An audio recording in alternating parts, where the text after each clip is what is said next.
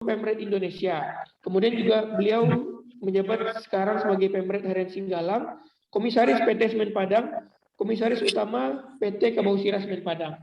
Beliau mendapatkan berbagai prestasi dan penghargaan. Di antaranya adalah Anugerah Adi Negoro untuk feature terbaik tahun 2003, kemudian Press Club Number 1 2017, dan meraih PIN Emas Kota Padang dari Gubernur Sumbar tahun 2017.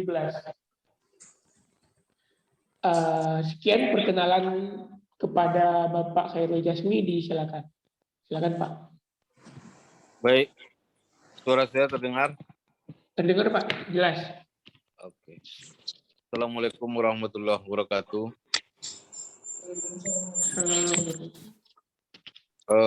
Salam takzim kepada majelis Zoom yang berjumlah 50 orang bersama saya pada pagi ini. Saya diminta oleh Kiki untuk bicara dalam Zoom ini tentang pertama jenjang karir, yang kedua tentang kenapa memilih jurusan sejarah. Tapi sebelumnya saya tanya dulu, waktu saya berapa menit, moderator, host? Kita ngobrol santai aja sih Pak sebenarnya. Nanti kalau ada yang ingin ditanyakan, akan ada yang bertanya, raise hand atau di kolom chat gitu Pak. Oke, baiklah. Ya Pak. Bismillahirrahmanirrahim. Saya mulai. Saya sebenarnya adalah seorang guru. Kalau itu acuannya adalah ijazah. Saya tamat sekolah pendidikan guru Padang Panjang. Kemudian masuk ke IKIP Padang yang semestinya masuk ke jurusan ke Fakultas Ilmu Pendidikan. Karena anak-anak SPG atau anak SGO harus memilih fakultas yang sesuai dengan asal sekolahnya. Tapi waktu itu karena orang banyak dan panitia mulai panik, berdesak-desakan sehingga lupa menyeleksi dengan ketat, maka masuklah saya ke fakultas selain dua itu. Ketika mengisi ABO, alat baca optik untuk memilih jurusan dan fakultas, saya memilih Bahasa Indonesia S1 dan Sejarah D3. Setelah diumumkan, saya justru lulus di jurusan Sejarah. Sama seperti di SPG Padang Panjang, jumlah anak laki-laki di kelas itu sedikit. Kalau di Sejarah D3, 4 orang laki-laki.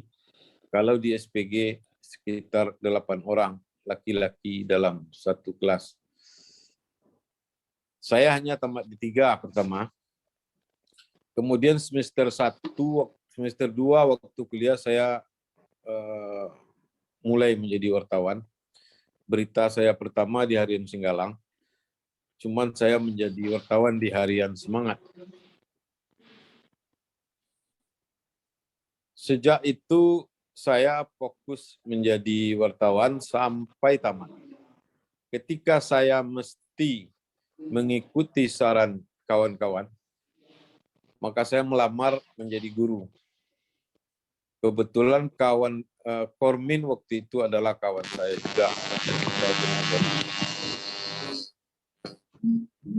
Tetapi SK keluar saya tidak ambil. Saya terus menjadi wartawan di Harian. Kemudian di Berita Buana, terus ke Republika, terus ke Singgalang. Artinya adalah jatuhkan pilihan di usia 30 tahun. Dan bekerja fokus, walaupun hari itu salarinya di luar dugaan Anda karena kecil. Orang yang salarinya besar tiba-tiba adalah judi. Nah, karena itu saya nikmati pekerjaan itu dan saya tidak mau jadi guru karena walaupun SK-nya sudah keluar. Jadi fokus bekerja dengan hobi adalah sesuatu yang menurut saya akan mengantarkan Anda pada tujuan di mana Anda akan sampai pada satu titik yang tidak diduga-duga. Jurusan sejarah ini tidak diminati oleh kalangan calon mahasiswa. Yang diminati adalah jurusan-jurusan yang menurut mereka berguna untuk masa depan. Sesuai dengan pesan orang tuanya. Seringkali atau banyak, sejak dulu sampai hari ini, kepala anak ditukar dengan kepala orang tua. Jadi anak mau masuk ke mana itu mestilah sesuai dengan keinginan orang tua. Tetapi ketika bekerja, orang tua kalang kabut. Karena yang ada hanya ijazah. Lalu melamar ke sana kemari dan tidak diterima. Anak-anak kemudian tamat sekolah, tamat kuliah, tidak punya talenta yang melebihi atau spesialisasi yang dia miliki. Ini menyebabkan menurut saya banyaknya pengangguran. Saya sebenarnya bekerja di Harian Semangat itu adalah menganggur, tapi kan saya kuliah. Tapi begitu bekerja di Berita Buana, saya terima gaji 2 kali sebulan. Dan itu besar. Akibat gaji itu saya teruskan S1 saya di sejarah. Jadi cukup membiayai S1. Terus jadi wartawan, saya nikmati itu dan saya sendirian. Saya tidak pernah belajar kursus jurnalistik, sekolah jurnalistik. Saya belajar saja pada apa yang saya baca. Dan ketika saya menjadi komisaris Semen Padang, jangankan orang, saya saja tidak menduga bahwa anak IKIP, anak SPG, bisa menjadi komisaris. Tetapi menurut orang, kapasitas terpasang saya untuk komisaris itu cukup. Saya dan teman Hasril Seniago, satu, kemudian profesor, waktu itu belum profesor, almarhum Mestika Z, bertiga kami menulis sejarah Semen Padang, 90 tahun sejarah Semen Padang. 100 tahun saya lagi menulis dengan Hasril minus Mestika. 110 saya lagi menulis dengan Dr. Abdullah Kusairi. Jadi saya dan Semen Padang itu adalah orang yang minimal di luar Semen Padang paling mengerti soal perusahaan itu. Kemudian saya tanpa diduga adalah satu-satunya pemimpin redaksi di luar kota Jakarta yang menjadi pendiri, pengurus, forum Pimpin. Tidak ada pemimpin redaksi lain di Sumatera yang masuk. Dan itu jaringannya luar biasa bagusnya. Karena jaringan itulah antara lain kemudian saya menjadi komisaris. Apa yang hendak saya katakan adalah kita mestilah menjatuhkan pilihan sebelum usia 30 tahun untuk pekerjaan apapun. Yang kedua yang ingin saya katakan adalah siapa teman Anda antara lain akan menentukan masa depan Anda. Yang ketiga adalah untuk berdiri di puncak yang sempit, kita mestilah bersaing ketat dengan banyak orang. Ketika sudah berada di puncak, kita jangan pongah. Nah, itu resep-resep kehidupan saya antara lain. Tapi yang paling penting adalah fokus dan hobi. Ketika berada di newsroom Harian Singgalang, saya benar-benar tidak ingat bahwa saya komisaris. Itu setiap hari. Kecuali untuk hal-hal tertentu, kemudian saya ingat. Ketika saya rapat komisaris, saya tidak ingat bahwa saya adalah pemimpin redaksi. Bayangkan kalau saya ingat, saya bisa menulis berita apa saja, termasuk membocorkan rahasia tanpa memakai nama saya. Tapi itu tidak pernah terjadi.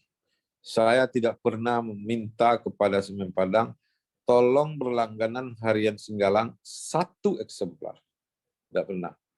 Jadi saya tidak menggunakan kekuasaan saya untuk kekuasaan yang lain. Saya kira itu sementara dari saya. Terima kasih. Nanti kalau ada pertanyaan saya jawab.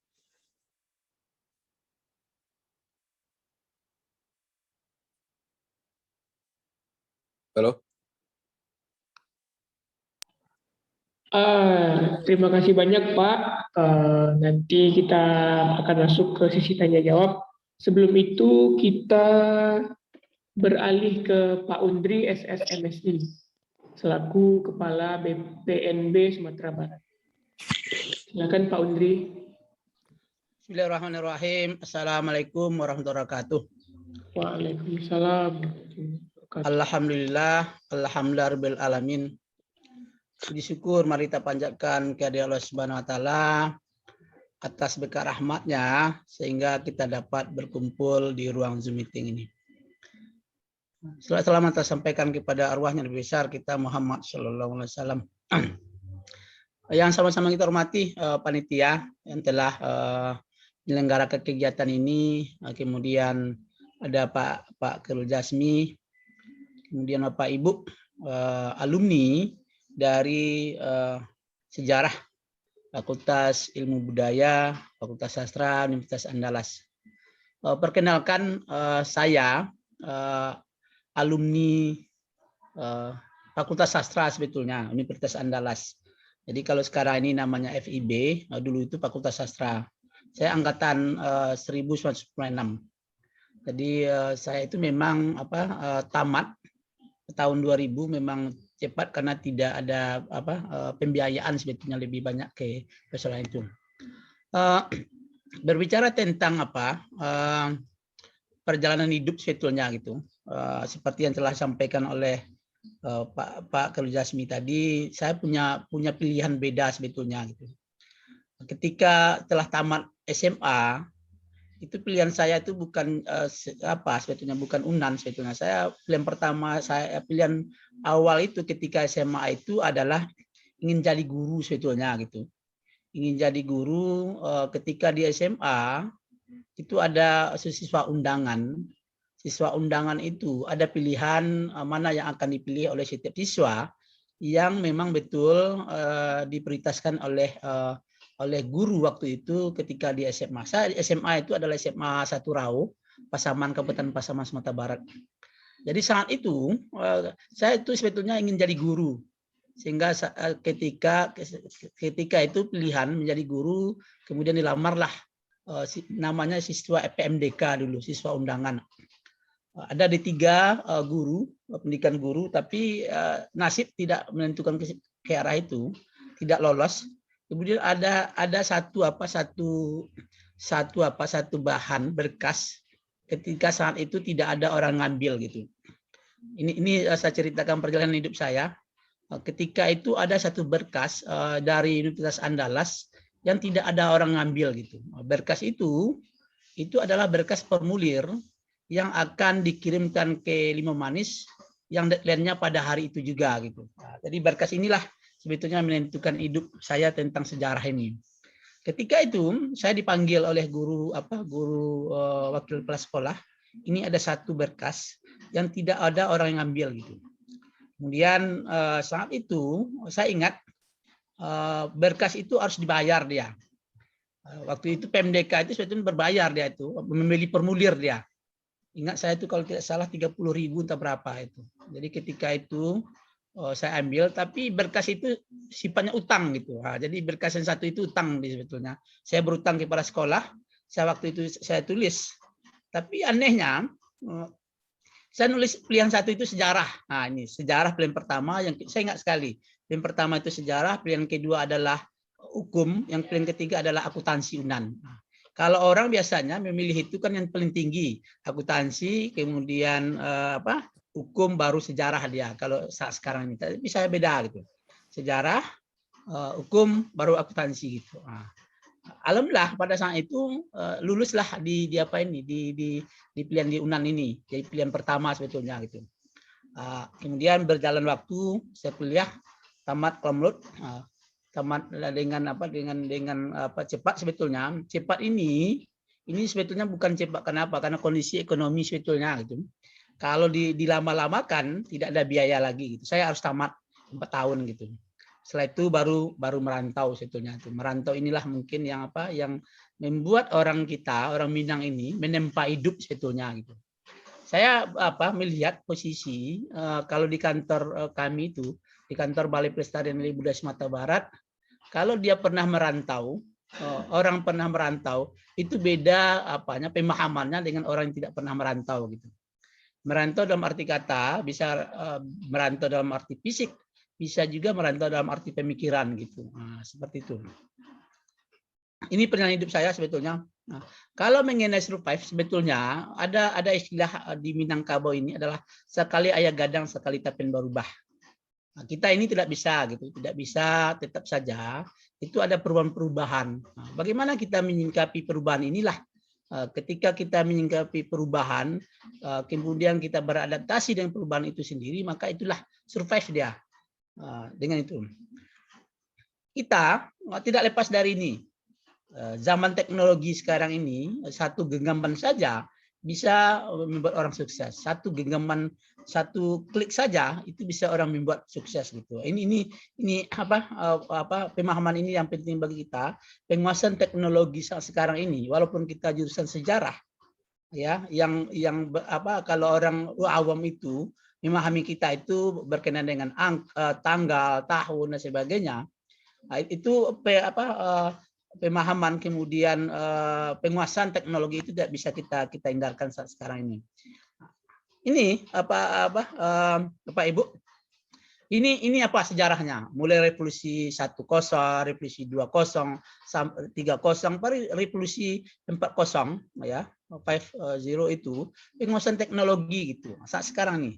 Bahkan revolusi 50 itu akan lebih ketat lagi gitu. Nah, tipikal inilah yang harus kita pahami Bapak Ibu, teman-teman semuanya.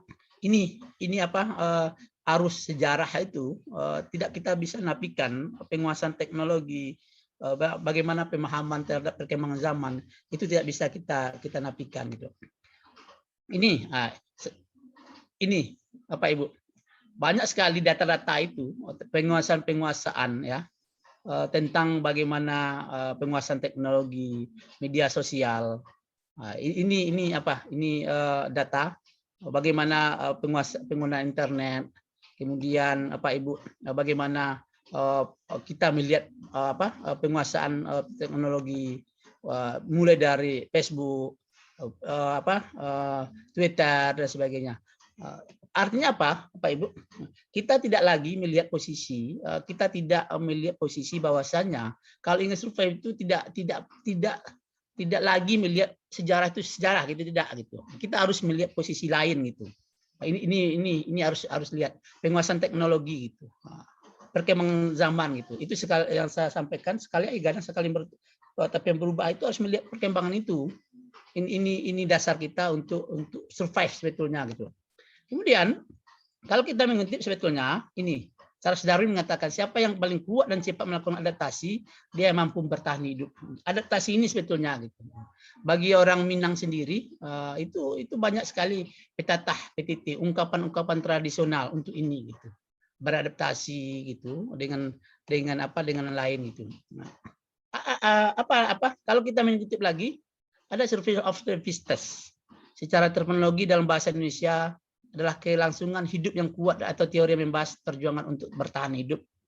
Bertahan hidup ini ya, kalau orang yang sudah menempuh pekerjaan jelas dia sudah mengalami ini.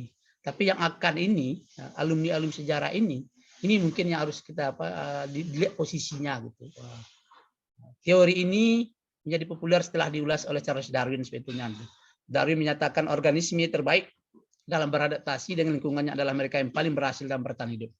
Adaptasi sebetulnya gitu. Nah, ini Bapak Ibu kawan semuanya, ada istilahnya alam takkan jadi guru gitu.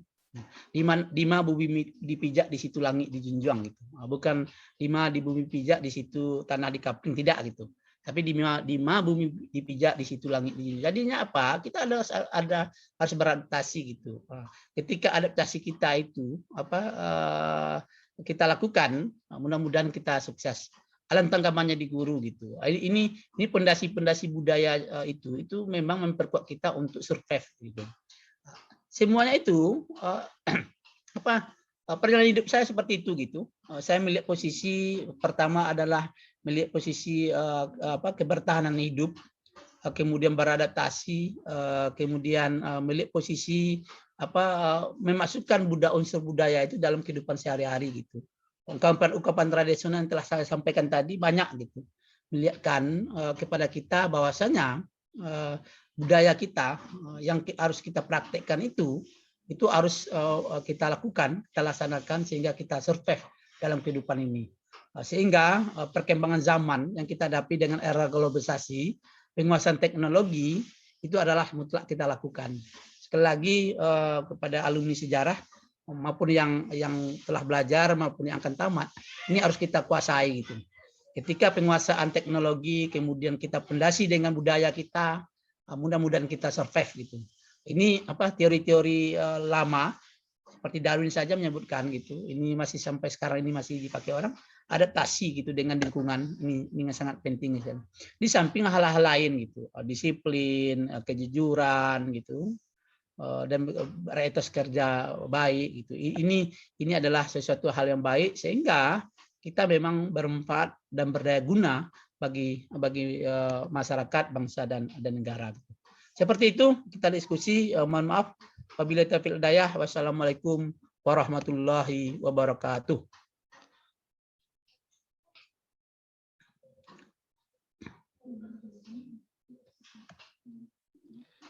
Ya, terima kasih atas pemaparan materinya Pak Undri soal teknologi lebih banyaknya ya Pak.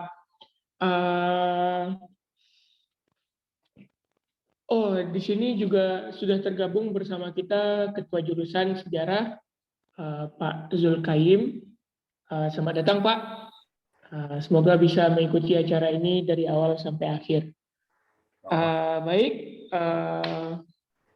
kita masuk ke ini ya, ke sesi sharing ya. Kalau ada yang teman-teman peserta yang ingin bertanya atau menanggapi, ingin berdiskusi soal apa yang sudah disampaikan oleh pemateri tadi, disilakan bisa melalui kolom chat atau bisa raise hand. Silakan.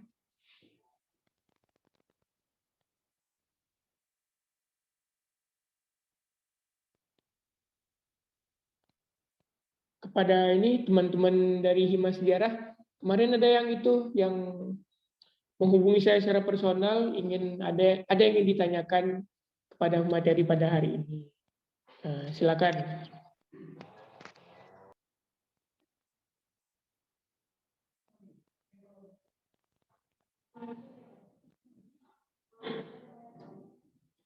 Kalau memang tidak ada, saya ingin bertanya nih kepada masing-masing materi. Pertama itu kepada Bapak Khairul Jasmi. Dulu itu kenapa Pak memilih menjadi wartawan saat kuliah itu? Apakah memang tidak ada pekerjaan lain selain wartawan yang ingin ditekuni atau bagaimana gitu Pak? Ya, baik. Ya Pak. Sebenarnya sejak tamat SMP, saya itu kan sudah salah pilih. Menurut pola umum, mesti saya masuk SMA tapi tak diterima karena nilai rendah. Masuk waktu itu sekolah favorit, sekolah teknologi pertanian. Saya orang Nusantara di Tombak, tidak diterima pula. Teman-teman saya gengsi masuk SPG, biarlah dia masuk sekolah swasta. Maka melangkahlah saya sendirian ke sekolah itu.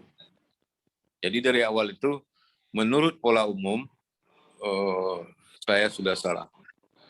Saya tidak tahu ketika belajar di sejarah, ternyata Eropa mestilah menyimpang dari pola umum untuk menjadi Eropa yang hari ini. Nah, saya sudah menyimpang dari awal. Jadi, pertama seperti Unri tadi, kita ini kan miskin-miskin tanggung, miskin betul tidak, kaya jelas tidak. Nah, kalau sekolah yang lebih tinggi uangnya tidak ada. Di SPG misalnya saya tidak tinggal di asrama karena uang untuk bayar asrama tidak ada. Di IKIP itu saya pilih di 3 karena cepat tamat seperti Unri. Biar cepat tamat. Sudahlah IKIP cepat pula tamatnya. Tapi kemudian talenta ini berubah saja. Jadi saya memilih jurusan sejarah itu bukan karena hobi atau apa. Saya terpaksa memilih jurusan sejarah karena tidak ada lagi yang bisa menerima saya di jurusan lain. Buktinya tidak lulus. Nah, jadi ternyata setelah belajar sejarah, saya menyukai banyak hal. Saya ingat sekolah-sekolah saya di SMP yang dengan sigap bisa membuat peta buta. Nah, peta buta itu dia menjelaskan negara demi negara, potensi demi potensi. Jadi dia buat peta buta, kemudian dia terangkan, dia buat nama negaranya, dan seterusnya. Itu memicu saya untuk menyukai sejarah dunia, apalagi sejarah Eropa misalnya. Jadi saya suka jurusan itu, karena tak ada lagi yang bisa saya sukai. Ya, MIPA tidak bisa, matematik tidak bisa, bahasa Inggris tidak bisa. Ya itu apa yang kita punya kita sukai. Jadi itu sebabnya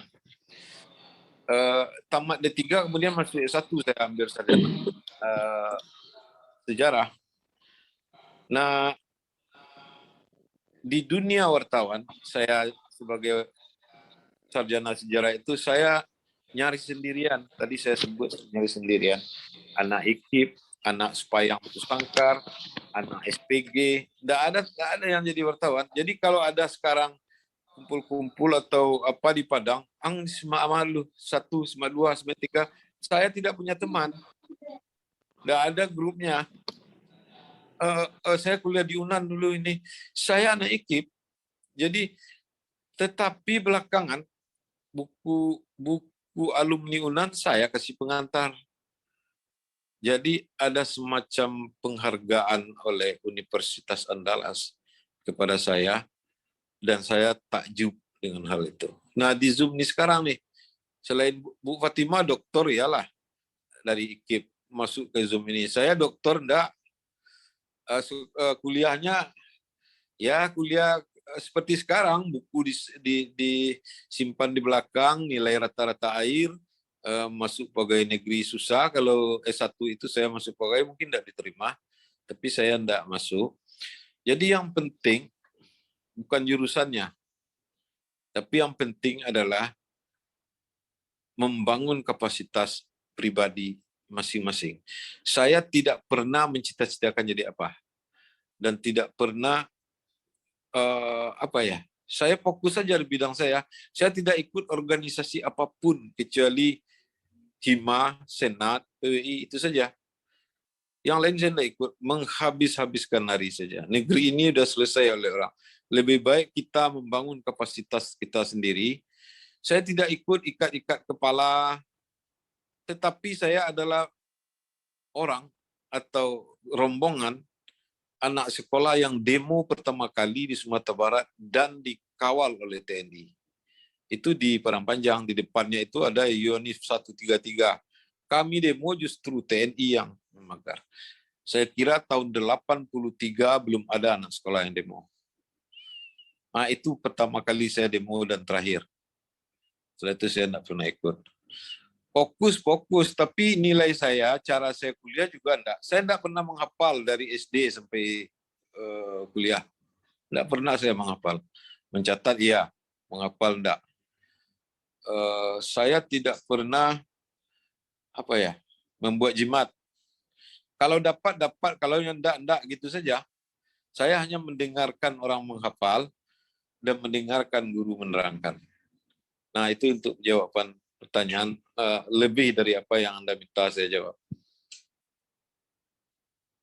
Silakan. Iya, terima kasih banyak Pak Khairul Jasmi. Saya pikir sangat menarik sekali ya pengalaman hidup Bapak gitu. sebelum ini saya bertanya ke Pak Undri, kita persilakan kepada Pak Zul untuk memberikan pandangannya terkait kiat survive dalam menghadapi tantangan zaman sekarang ini. Kepada Pak Zul, disilakan Pak, selaku Ketua Jurusan.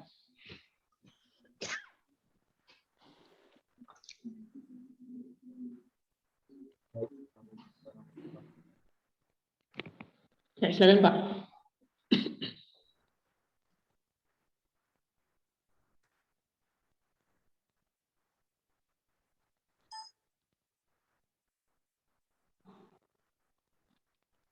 Assalamualaikum warahmatullahi wabarakatuh.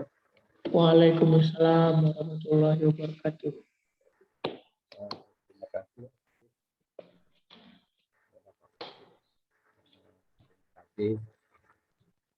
Maaf, terlambat.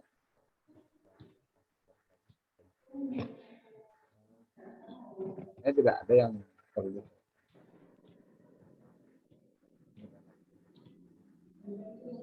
Maaf Pak, suaranya kurang keras Pak. Oke, itu sudah diulas tadi. Atau maaf sebentar. Ya. Baik, sudah bisa. Iya Pak, sudah terdengar Pak. Oke. Oke, apa yang disampaikan oleh Bung KD dan Bung Juni tadi sudah selesai saya kira. Jadi tidak perlu saya lanjut.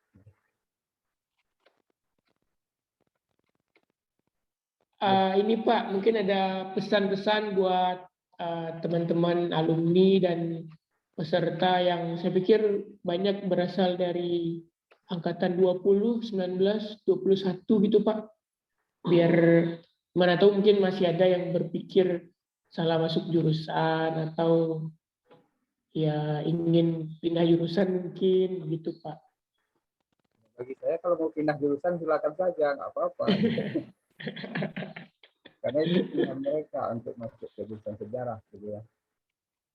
Tugas saya adalah membenahi jurusan pendidikan kita, supaya mereka memang punya rasa percaya diri dengan universitas. Itu misi saya. Demikian saja. Ya Pak. Ini Pak, mungkin ini dari jurusan sebenarnya kurikulum yang sekarang udah bisa nggak Pak untuk membuat mahasiswa survive dalam menghadapi tantangan zaman sekarang gitu Pak? Karena kemarin dari materi yang sesi 1 mengatakan bahwa untuk survive itu butuh juga support dari perguruan tinggi, khususnya jurusan gitu Pak. Itu pertanyaannya bagus tanya ke mahasiswa, Alif. Tidak ke saya. Karena saya tidak ikut menjalani kurikulum yang dipakai sekarang. Gitu. Oh. Memang rencana saya untuk merevisi kurikulum itu sebelum dilanjutkan.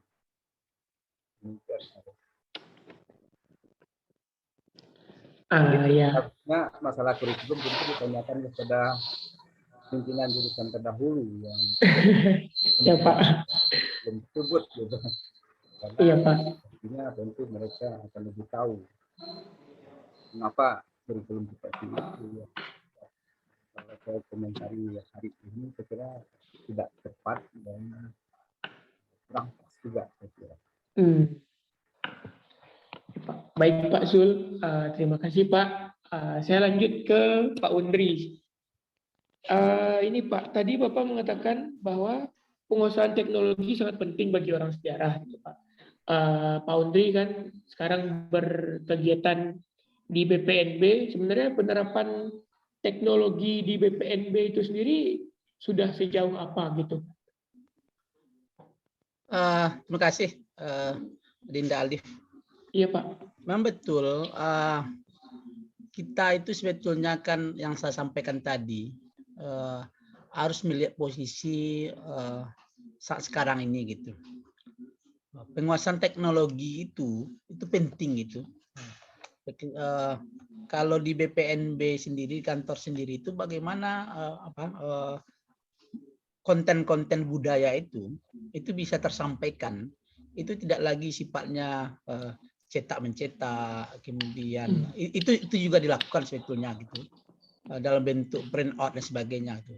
Tapi yang lebih baik itu sekarang ini adalah bagaimana media-media sosial sebagai media untuk menyampaikan konten-konten budaya kepada masyarakat itu lebih jitu gitu, lebih mumpuni dia gitu untuk itu gitu. Banyak sekali kegiatan-kegiatan di kantor Balai Pelestarian Budaya Sumatera Barat itu medianya itu melalui media teknologi. Apakah itu melalui YouTube, kemudian Facebook, Instagram dan sebagainya. Artinya apa? Kita melihat posisi sejarah itu tidak sejarah ansih saja gitu.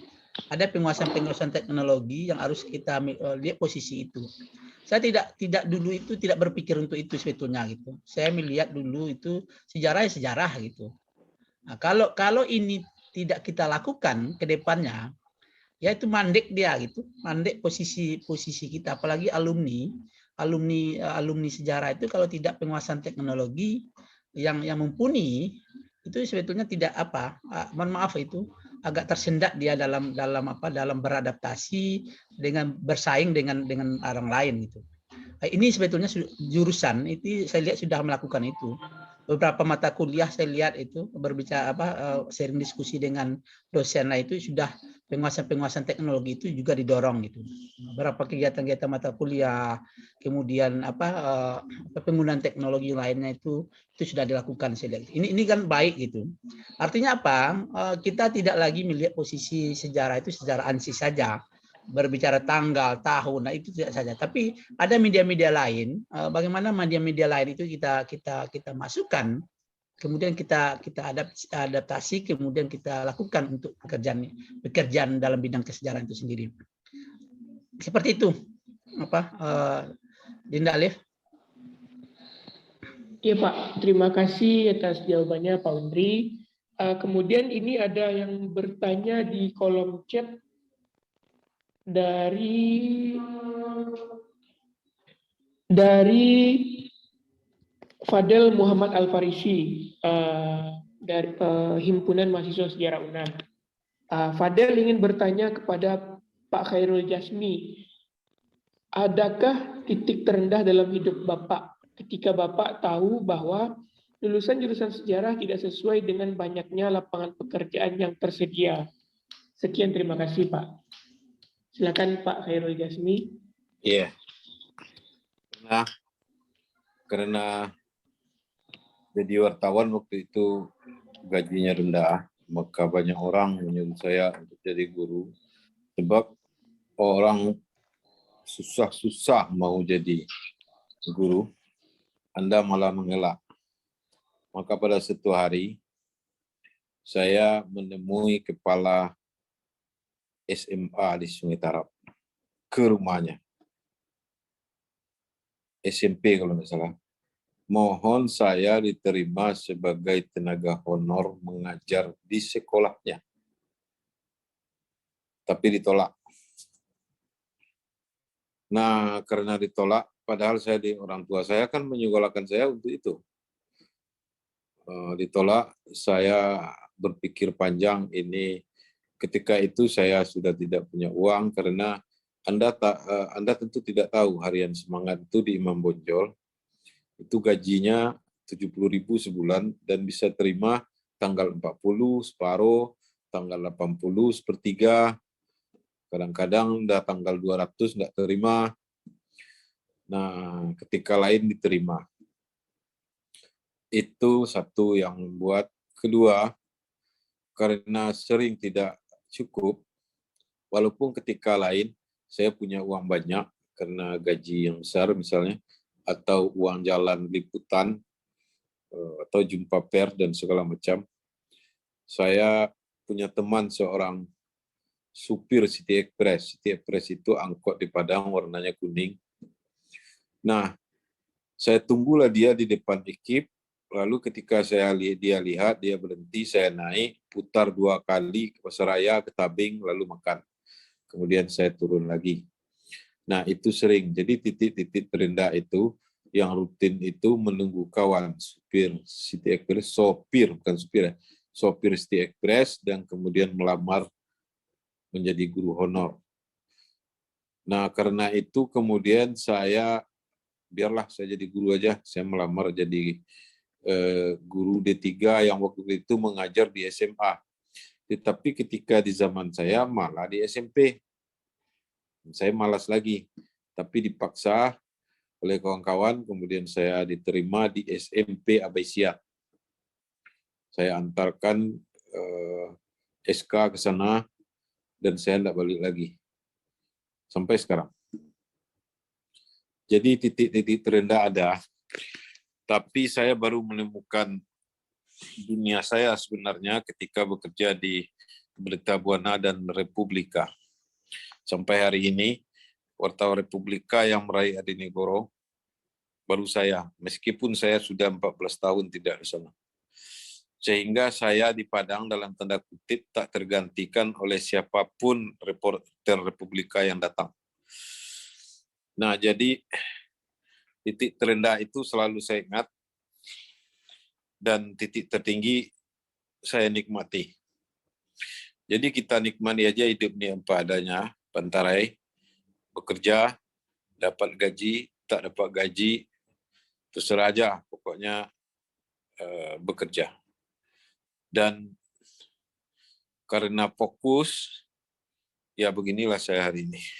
Alhamdulillah, itu sebuah kesempatan yang diberikan oleh Tuhan pada saya dengan pilihan yang menyimpang dari pola umum tadi. Penyimpangan pola umum ini bisa dibaca di buku sejarah era Eropa, karangan Profesor lupa saya, Ian Romain, yang pernah mengajar di UGM.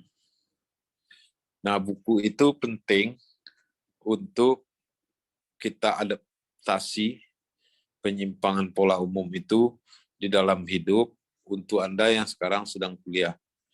Kuliah ini tak serius-serius betul ya. Jangan Anda menjadi kutu buku, nanti busuk. Kemudian jangan anggap enteng, karena orang yang menganggap enteng sesuatu tidak akan mendapatkan apapun dari yang ia kerjakan. Biasa-biasa saja, kalau pintar ya pintar, kalau enggak ya tanya sama teman. Begitu saja. Dan tidak perlu melagak-lagak betul. Hari ini, lagak ini kan di atas segalanya. TikTok, kafe. Tapi kafe itu memudahkan Anda membuat tugas. Saya kenal hampir semua kafe di Padang, dan isinya mahasiswa saja. Baik yang pacaran maupun yang membuat tugas. Atau membuat tugas katanya, tapi tidak membuat tugas. Saya perhatikan itu. Demikian. Ya, terima kasih Pak Khairul Jasmi. Ini ada yang bertanya lagi di kolom chat. Assalamualaikum warahmatullahi wabarakatuh. Perkenalkan saya Yusuf Kurniawan, alumni Ilmu Sejarah 2016. Izin bertanya, bagaimana kisah awal Bapak Undri bisa masuk dan bekerja di PPNB yang sebelumnya Bapak setelah tamat ingin merantau? Pada saat itu Bapak ingin merantau bekerja di bidang sejarah dan kewartawanan atau ada hal lain yang Bapak cari? Sebelumnya terima kasih Pak. Silakan Pak Undri. Ya, terima kasih Dinda Yusuf Kurniawan. Sebetulnya setelah tamat tahun 2002 itu, saya sebetulnya sama sebetulnya dengan yang disampaikan oleh Pak Khairul Jasmi tadi.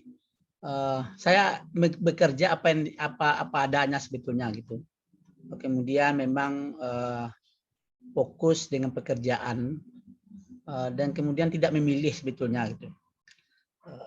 Saya bercerita sedikit, setelah tamat itu saya mengajar sebetulnya di bimbel, bimbingan belajar, kemudian juga pernah melamar jadi wartawan. Saya ingat Padang Express pertama itu dibuka untuk jadi wartawan. Saat itu Padang Express itu berkantor di Jalan Veteran. Kalau seangkatan saya itu yang lolos itu namanya Sukri Umar, pernah jadi pimpinan redaksi. Saya sudah terima sebetulnya waktu itu di Padang Express. Kemudian pada waktu yang bersamaan juga ada pilihan karena waktu itu saya juga melamar jadi pengajar di bimbingan belajar Sony Sugeng College sebetulnya. Jadi Sony Sugeng College ini itu menawarkan kalau saudara diterima maka bisa melakukan pelatihan ke Surabaya. Jadi saat itu saya ini kan orang kampung nih, orang kampung yang tidak pernah keluar Sumatera Barat. Saya sebetulnya ke Padang saja sebetulnya setelah tamat SMA gitu. Paling jauh itu adalah ke Bukit Tinggi. Ketika ada tawaran ke Surabaya itu, saya ikut gitu. Saya tinggalkanlah kelulusan di Padang Express. Maka saya ke Surabaya saat itu. Artinya apa? Saya melihat waktu itu saya ingin sebetulnya melihat daerah orang lain gitu, yang tidak pernah saya lihat. Kemudian saya ingin ke Jawa, yang niat saya waktu awal itu mau ke Jawa, tapi tidak kesampaian waktu kuliah. Inilah saatnya harus saya ke Jawa gitu. Pilihan awal itu memang saya sudah lulus di Padang Express, jadi wartawan. Kemudian dengan adanya tawaran itu maka saya jadi guru bimbel gitu di Sony Sugeng College gitu. Itulah awal perjalanan hidup sebetulnya. Ketika naik mobil dari Padang ke Surabaya itu ada namanya kantor Lembaga Ilmu Pengetahuan Indonesia. Di Jalan Gatot Subroto saya lihat gitu, Lembaga Ilmu Pengetahuan Indonesia. Lembaga Ilmu Pengetahuan Indonesia ini saya kenal itu ketika waktu SMA. Jadi ketika waktu SMA itu adalah namanya poster Lomba Karya Tulis Ilmiah Remaja gitu. Saya ikut tapi tidak lolos. Saya ingat juga itu gitu. Ketika lewat itulah saya berprinsip seperti ini. Saya harus ke LIPI, saya bilang itu. Itu prinsip hidup saya waktu itu ketika di dalam mobil lewat di Jalan Gatot Subroto itu nampak Lembaga Ilmu Pengetahuan. Saya harus ke LIPI ini, saya bilang. Alhamdulillah tahun 2002 sampai 2006 akhir itu saya diterima sebagai salah seorang peneliti muda kerjasama antara pemerintah Indonesia dengan Belanda selama 4 tahun. Disitulah sebetulnya sikap saya sebetulnya, disiplin, kemudian bagaimana berinteraksi, membangun jaringan dengan pihak luar, di situ sebetulnya di Lembaga Ilmu Pengetahuan Indonesia mulai tahun 2002 sampai 2006. Setelah tahun 2006 saya tidak meneruskan di LIPI itu sebetulnya. Di LIPI itu masih ingin itu merekrut pagi peneliti muda itu diperpanjang kontrak. Saya waktu itu dikontrak. Kemudian ketika itu saya berkeluarga gitu. Setelah berkeluarga balik ke Padang, tidak mungkin saya ke Jakarta lagi. Kemudian saya menetap di Padang gitu.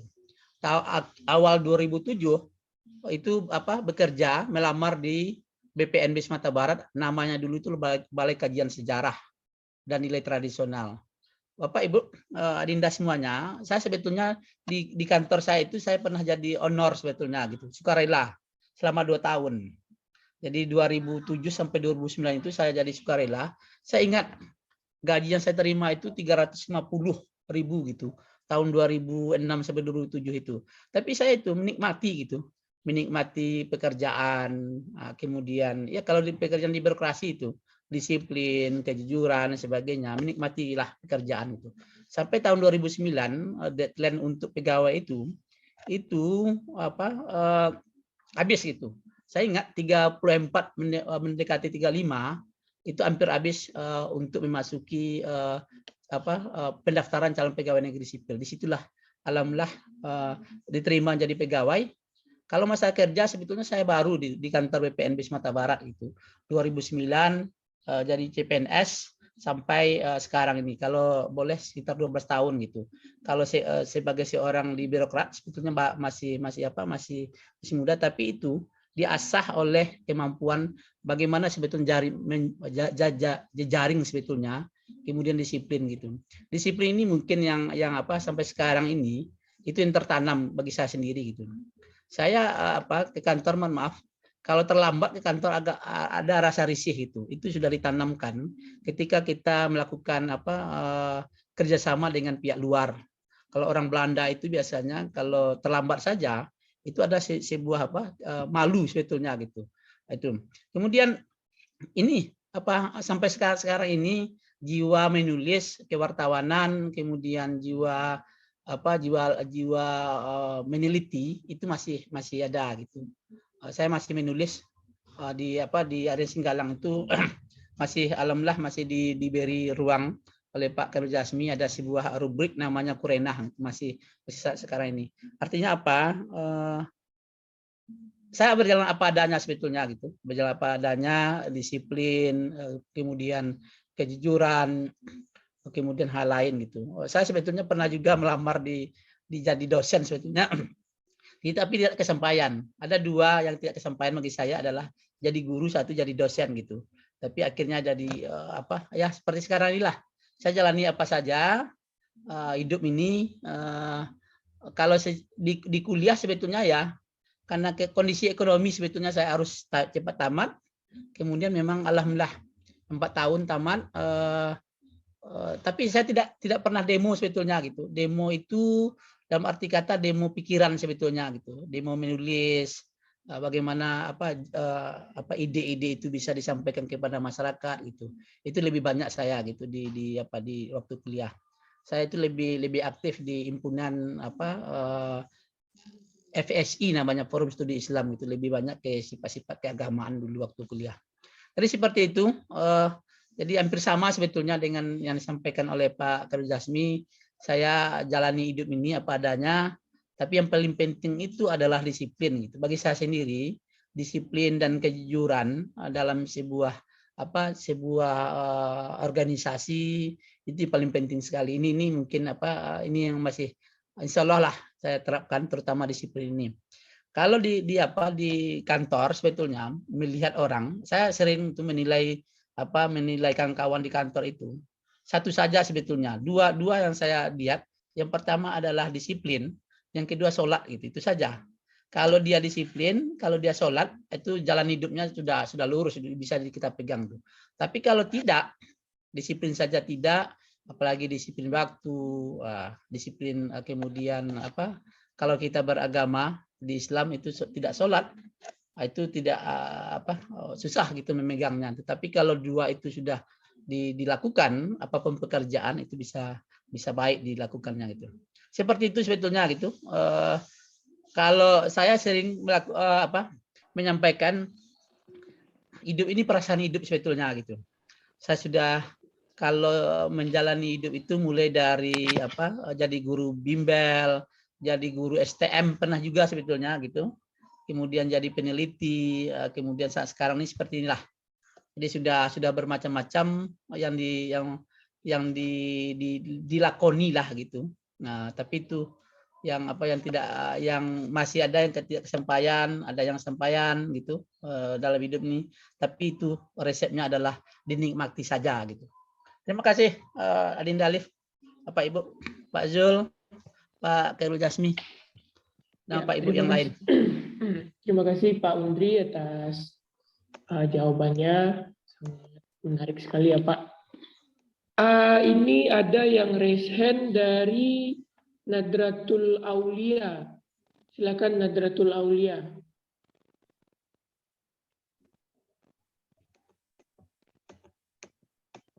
Tadi raise hand sebentar terlihat.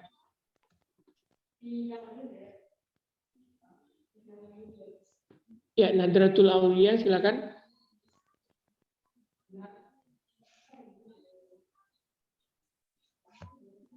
Oh, sepertinya tidak jadi ya. Baik, kalau ada yang bertanya silakan di kolom chat. Ini ada nih. Ada pertanyaan di kolom chat dari Nabilah Nur Yasinda. Assalamualaikum warahmatullahi wabarakatuh. Perkenalkan saya Nabilah Nur Yasinda dari Himma Sejarah dan sekaligus salah satu panitia Olimpiade Sejarah, Pak. Izin bertanya, Pak, apakah ada sebuah kasus yang menarik dan susah untuk dilupakan selama bekerja sebagai wartawan, Pak? Terima kasih, Pak. Assalamualaikum warahmatullahi wabarakatuh. Oh, ini berarti pertanyaannya untuk Pak Khairul Jasmi. Silakan Pak Khairul Jasmi dijawab pertanyaannya, Pak. Ya, adalah. Yang buruknya, saya dari oknum karena berita TNI dan saya ketakutan.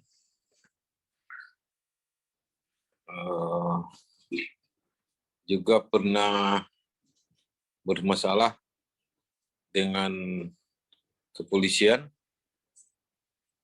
atas beberapa berita, salah satunya akan saya sebutkan. Salah satunya adalah ada surat pembaca di koran lain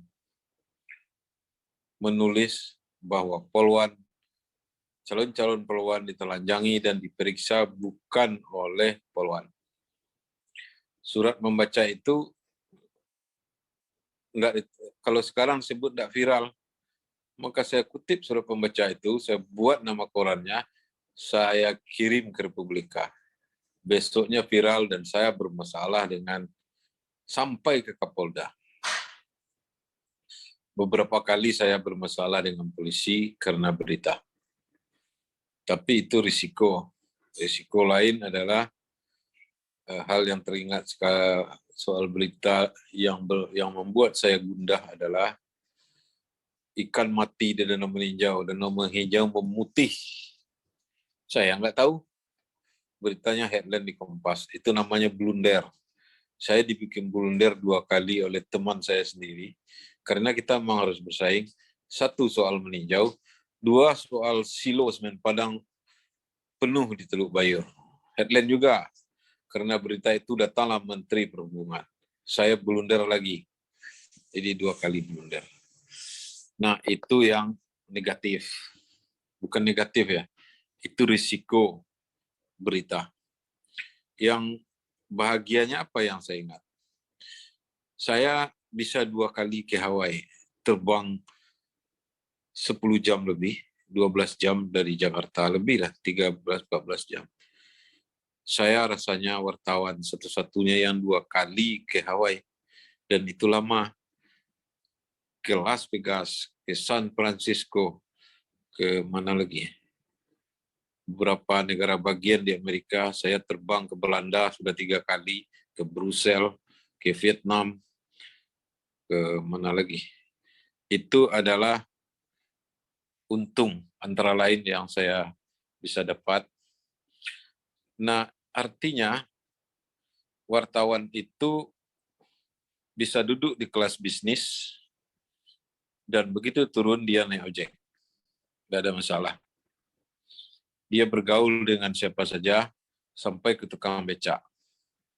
Jadi pertanyaannya apa yang membuat saya hal buruk dan hal baik dalam menjadi wartawan, ya itu tadi yang saya sebutkan tadi, tapi sebenarnya sangat banyak, namun tidak mungkin saya sebutkan. Yang juga membesarkan hati adalah saya dianggap tokoh. Saya benar-benar tidak pernah menganggap diri saya tokoh sampai hari ini. Tidak pernah. Dan kata orang, tulisan saya itu punya ciri khas sendiri. Saya juga tidak tahu.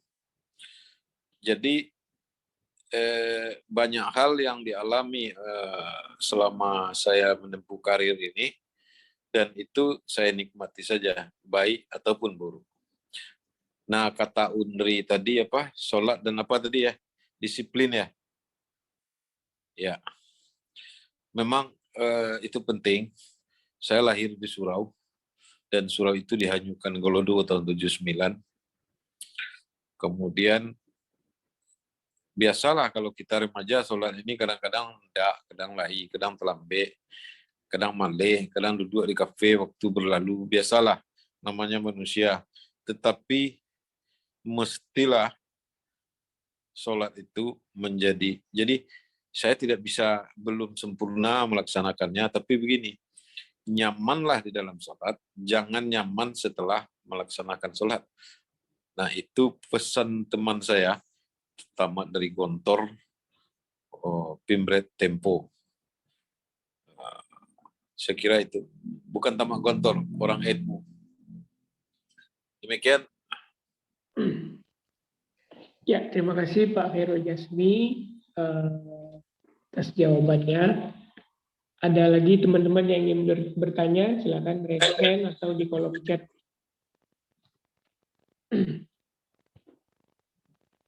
Apakah ada? Kalau enggak saya tambah aja lah. Ya Pak, silakan Pak, ditambah Pak. Ada dua hal. Pertama soal kerja. Yang pasti peluang besar tamat jurusan sejarah ini adalah PNS. Tapi belum tentu untuk Anda. Lagi untuk orang lain. PNS itu. Lalu pekerjaan di luar PNS apa? Nah itulah Pak nak jalih angkat di kerajaan. Nah yang penting, mumpung Anda masih kuliah, Anda mesti fokus pada talenta. Anda pandai melukis itu diperkuat. Anda pandai bola itu diperkuat. Anda pandai main game. Main game itu kan ada yang pertandingan internasional. Anda kuat di apa ya? Pokoknya pasti Anda salah satu kuat di salah satu bidang, dan itu yang Anda perkuat, yang orang lain tidak kuat di situ. Dan itu penting. Itu satu. Jangan bertukar-tukar, tahun ini, tahun besok ini, tidak bisa. Orang akan melaju ke depan, dan Anda sibuk memilih-milih juga. Pilihlah dan fokus di itu. Kalau mau jadi guru, fokus. Kalau mau jadi pegawai Pak Undri, fokus dari kini, dekati Pak Undri. Kalau mau jadi dosen, terus ke S2. Kalau mau apa saja, mestilah fokus. Apalagi orang tua Anda punya uang. Yang tidak punya uang, mahasiswa yang orang tuanya rata-rata air atau di bawah rata-rata air, jangan mengeluh karena kemiskinan. Kalau mengeluh 2 kali Anda miskin. Miskin visi 1, miskin materi 1. Tidak usah mengeluh. Dan tidak usah melagak. Karena lagak itu hanya sementara. Itu yang pertama yang ingin saya sampaikan. Dan yang kedua, kalau Anda mau. Kalau tidak, terserah. Sebentar lagi mau pilpres. Anda nggak usah ikat-ikat kepala, nggak usah keluar leher mendukung si A, mendukung si B, mendukung si C. Nggak usah. Karena nggak selesai oleh Anda. Orang mainnya tinggi, duitnya banyak, pasukannya hebat, caci makinya luar biasa, buzzernya bukan main, dan Anda akan jadi korban dari hal itu. Maka bersikaplah seperti wartawan, berdiri di tengah, pandangi calon-calon itu, nikmati kelebihan dan kekurangannya, tertawa-tertawalah melihat buzzer bekerja. Begitu Anda tenggelam ke dalam, Anda adalah korban dari kebodohan sendiri. Itu. Bukan berarti Anda tidak boleh berpolitik. Semua wartawan di Indonesia ini berpolitik, tetapi mereka menjaga jarak untuk kesehatan. Bila Anda mencaci maki lebih dari sebulan di medsos, Anda akan sakit. Percayalah, bukan sakit fisik, tapi sakit cara berpikir. Dan hal itu banyak terjadi di Indonesia. Kami menikmati orang-orang bodoh seperti itu. Jangan memperbodoh diri karena kita sebenarnya bodoh. Kita ini rata-rata pendidikannya kelas 2 SMP di Indonesia. Sumatera Barat nih, kelas 2 SMP. Riau, kelas 2 SMP. Indonesia, rata-rata kelas 2 SMP. Bagaimana Anda bicara politik kalau rata-rata pendidikannya kelas 2? Maka Anda mesti keluar dari zona itu dan urus diri Anda sendiri sampai saatnya Anda berdiri sendiri, kokoh sendiri. Kalau mau mengurus orang banyak, silakan tampil ke depan. Terima kasih. Ya, terima kasih Pak Khairul Dzaismi. Saya pikir sangat sangat straight sekali, to the point jawaban dari Pak Khairul Dzaismi. Baik, apakah ada lagi yang ingin menanggapi materi dari pemateri kita? Ingin berdiskusi, bertanya?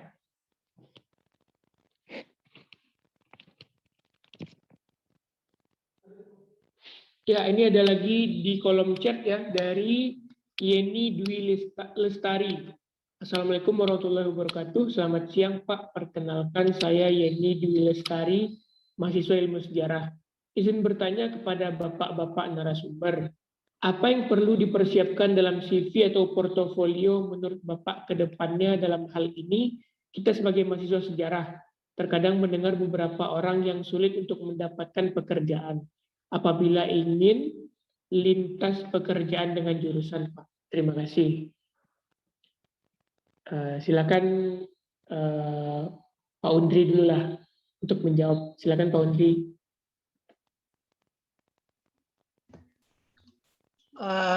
Terima kasih, Adinda ini Wilistari.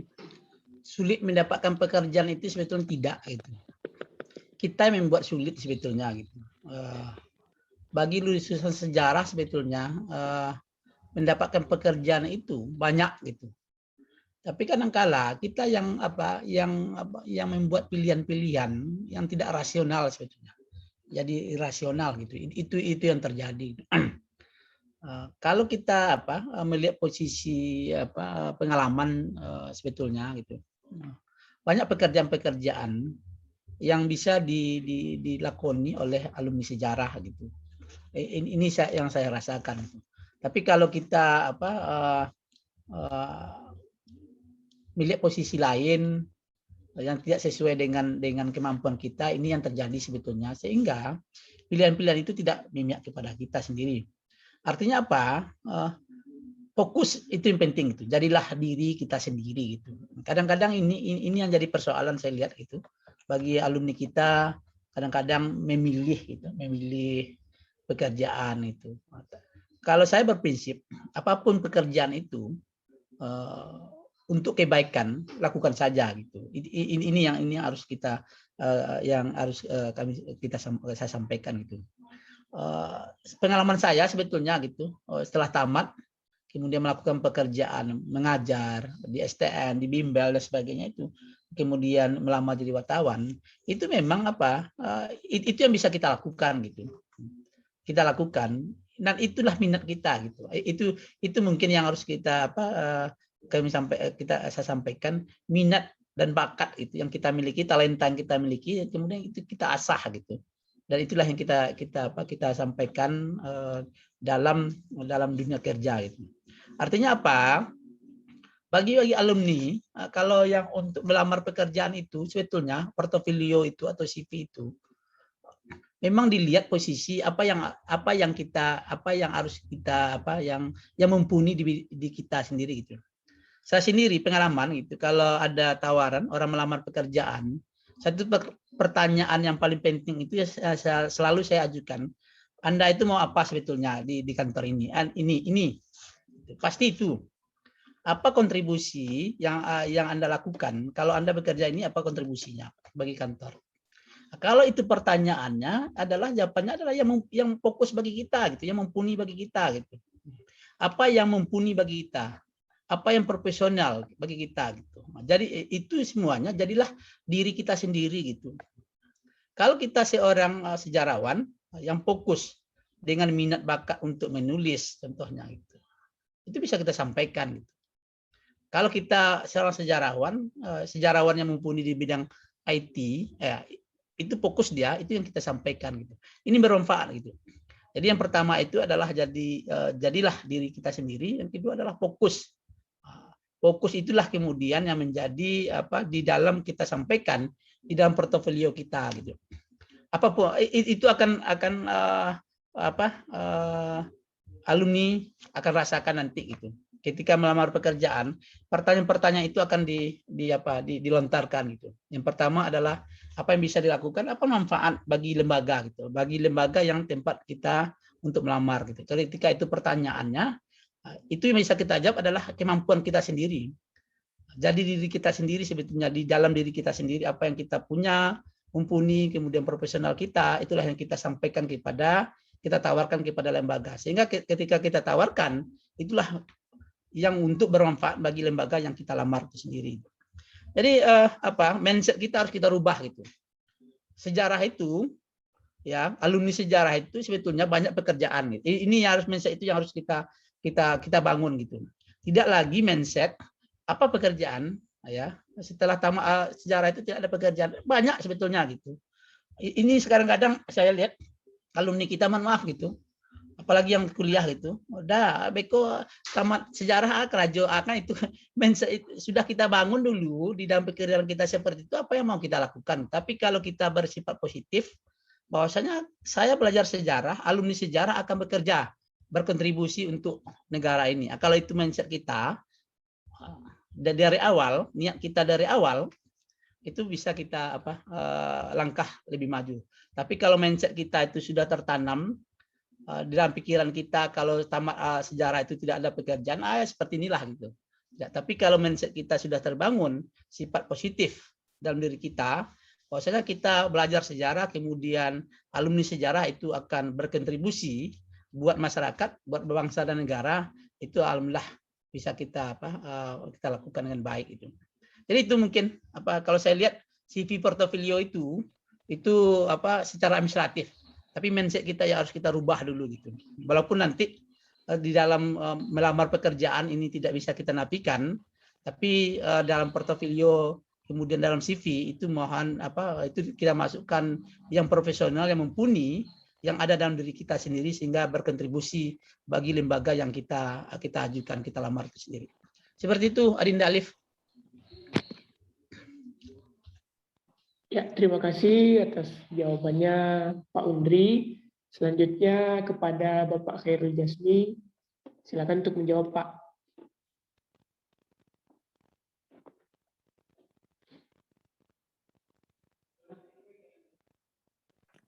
Baik. Portofolio apa yang mesti disiapkan? Benarnya kalau dia sudah bekerja, dia banyak aja yang dia katakan. Seperti saya dan Pak Undri ini, seolah-olah semua gampang. Jadi kami mohon maaf untuk hal-hal yang menurut kami gampang, menurut Anda tidak. Kan banyak yang, bukan kami berdua aja, yang lain-lain juga katanya, bekerja itu gampang, bla bla, coba lah dapat lu ketik mereka miliar. Nggak bisa. Jadi begini, Anda mesti membangun jejaring. Bahwa teman sekelas kita, seangkatan kita adalah teman kita, iya. Tapi Anda harus bergaul ke atas. Ke anak-anak yang lebih awal, yang BP-nya lebih tinggi dari Anda. Itu untuk kampus. Di luar, Anda mestilah bergaul dengan banyak orang. Karena semakin banyak teman, tadi saya bilang, siapa teman Anda, antara lain akan menentukan bagaimana masa depan Anda. Kan pepatah Arab mengatakan kalau berkawan, kalau berteman dengan pedagang parfum, maka kita akan mendapatkan kecipratan baunya. Bagaimana mungkin Anda akan bisa bekerja di bank, tapi seorang pun tak Anda kenal orang bank? Atau Anda tidak kenal dengan orang kuat yang kenal dengan orang bank?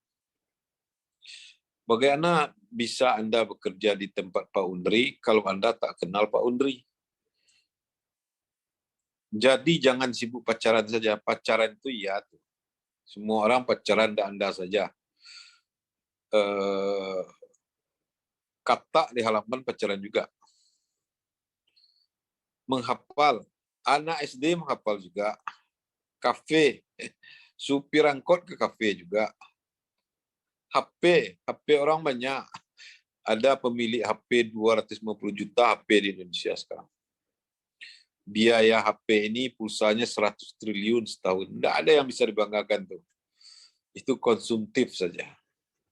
Anda mesti punya jejaring. Satu. Yang kedua, jangan minta tolong pada orang, Pak cariin Pak kerja sih. Yang perlu adalah, Pak saya melamar ke Pustaka Nasional Pak Undri. Ini lamaran ini bukti tanda terimanya dan tolong Bapak urus kalau bisa. Ambo coba ke Undri. Nah seperti itu. Saya melamar ke Kompas Pak KJ. Tolong Pak kalau bisa ditolong saya. Nah itu. Tapi tolong carikan saya pekerjaan orang banyak. Anda harus membidik apa yang bisa menurut Anda, di mana saya bisa bekerja. Nah kemudian tadi saya sebut politik kan, Anda bisa bekerja di situ di tim sukses itu jadi apa kayak itu duitnya banyak, walaupun sebentar, tapi banyak dan tidak mengganggu. Bolehlah di situ bekerja. Nah, saya ingin mengatakan sesuatu yang sebelumnya, untuk itu saya minta maaf. Saya pernah diundang ke Universitas Andalas sebagai pemakalah. Ya. Sedang asik-asiknya bermakalah dan kemudian sesi tanya jawab, datanglah mahasiswa membawa gitar, kemudian bertanya, mencaci maki, kemudian dia keluar. Yang caci maki saya, itu soal politik gubernur waktu itu. Nah, jadi sifat-sifat seperti itu akan dicatat orang. Kita tidak boleh mencaci maki orang, merasa pintar sendiri, karena kita memang tidak pintar. Kalau pintar kita nggak di sini. Saya tidak di Padang, Anda tidak di Unan, Anda akan kuliah di Paris, di Amerika, di Madinah, di Sudan, dan seterusnya. Kita ini rata-rata air semua. Jadi tidak ada yang pintar, tidak ada yang bodoh. Tidak ada yang melebihi siapapun. Karena itu bangun jejaring dan minta tolong kepada orang dengan caranya. Itu kalau portofolio. Yang ketiga, menurut Anda, tadi saya sudah bilang, menurut Anda kitab PAS ini di mana ya? Saya sarjana sejarah dan saya ahli sejarah Eropa. Tidak ada seorang pun di kelas ini yang melebihi saya. Maka Anda harus fokus di sejarah Eropa, atau saya ahli sejarah Indonesia, sejarah lokal. Anda mestilah menjadi orang yang terbaik di bidang itu. Kalau demikian, kalau sudah terbaik di bidang itu, sudah punya jejaring, maka mencari pekerjaan gampang. Tapi kalau tamat kuliah, Anda hanya di kos atau pulang kampung, menunggu melalui internet, lapangan pekerjaan, dia tak akan datang. Saya kasih contoh lagi nih. Waktu itu Berita Buana terbit, koran Berita Buana itu punya juragan batik Sutrisno Bakir. Semua orang, semua wartawan dari Sumatera Barat melamar. Saya tidak pernah melamar. Saya mencari cara saya sendiri untuk bisa menjadi wartawan itu, karena gajinya besar. Jam 12 siang saya melamar, jam 4 sore saya sudah jadi wartawan Berita Buana. Nah, jadi harus caranya. Lamaran-lamaran yang Anda kirim itu sering tak dibaca. Dia sampai HRD saja. HRD ini kerjanya banyak. Haruslah punya kiat tersendiri untuk bisa menjadi seseorang di tempat bekerja yang Anda incar. Itu sementara. Itu, terima kasih. Ya, terima kasih lagi kepada Pak Khairul Jazmi. Ini ada tanggapan dari Nabilah Nur Yasinda di kolom chat. Assalamualaikum Pak, mohon maaf sebelumnya Pak. Saya izin bertanya lagi kepada Bapak Khairul Jazmi.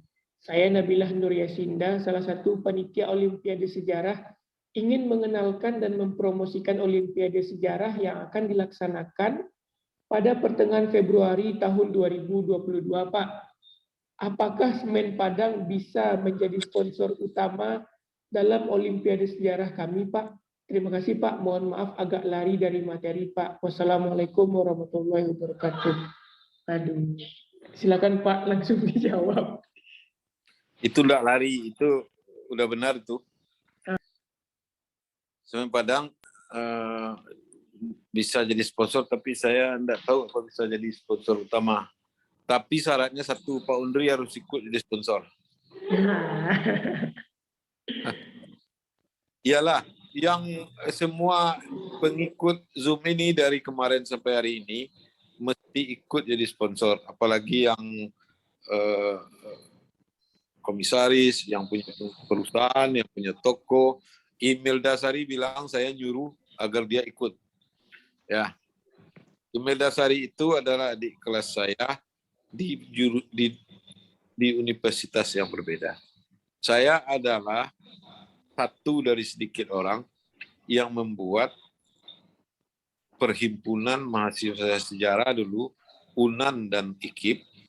Jadi kami satukan dan kami punya acara banyak. Salah seorang teman saya, tuh, lupa saya namanya, padahal tadi ingat. Nah, saya kira hari ini kalau ada bagus, kalau enggak ya sebaiknya dibuat lagi. Karena acara seperti ini adalah jejaring. Ini adalah jejaring. Jadi bapak-bapak, ibu-ibu yang pembicara tadi bisa menolong. Dan untuk Olimpiade tadi dibajak saja semua peserta ini untuk menjadi sponsor. Jangan Semen Padang saja, Pak Undri harus. Ya. Insya Allah. Kalau Semen Padang ikut pula apa Pak? PPNB. Ya. Oke. Ya, terima kasih Pak Khairul Jasmi dan Pak Undri secara langsung menyatakan kesediaannya untuk mensponsori acara Olimpiade Sejarah pada pertengahan Februari tahun 2022. Nah, jadi bagaimana tanggapannya Nabilah Nuryasinda? Apakah bisa on mic atau on cam juga atau melalui kolom chat saja gitu? Nanti aja diurus. Ya Pak. Langsung, wah terima kasih Pak. Baik, apakah ada dari peserta yang ingin menanggapi atau berdiskusi kembali dengan pemateri kita hari ini?